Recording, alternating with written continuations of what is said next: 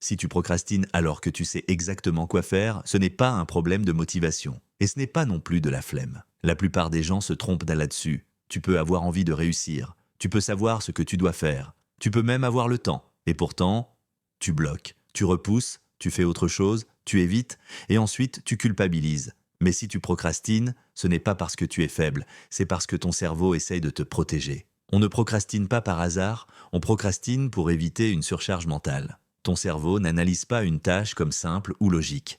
Il l'analyse comme une dépense d'énergie. Et quand ton mental est déjà fatigué, il dit non. C'est pour ça que tu procrastines même sur des petites choses. Un message, un mail, une tâche de 10 minutes. Ce n'est pas la tâche qui est lourde, c'est tout ce qu'il y a déjà dans ta tête. Si ce genre de mécanisme t'intéresse, je parle souvent de charge mentale, de blocage invisible et de comment reprendre le contrôle sans se forcer. Donc, si tu veux d'autres vidéos comme celle-ci, tu peux t'abonner, sans pression. Ton cerveau est rempli de pensées en arrière-plan. Ce que tu dois faire plus tard, ce que tu as oublié, ce que tu repousses de plus depuis trop longtemps. Résultat, il est saturé. Et quand il est saturé, il est vite. Maintenant, je vais te donner 3 astuces concrètes qui marchent vraiment, pas des conseils vus et revus. Première astuce, ne commence jamais par la tâche. La plupart des gens ouvrent leur travail avec un cerveau déjà plein.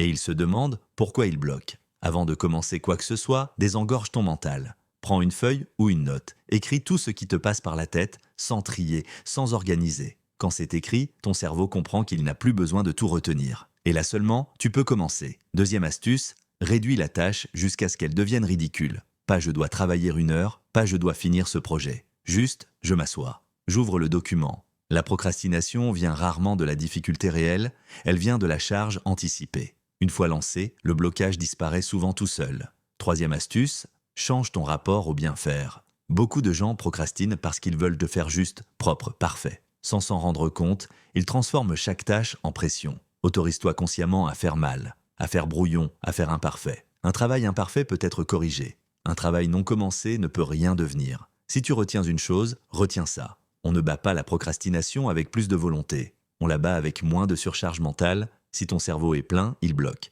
S'il respire, il agit.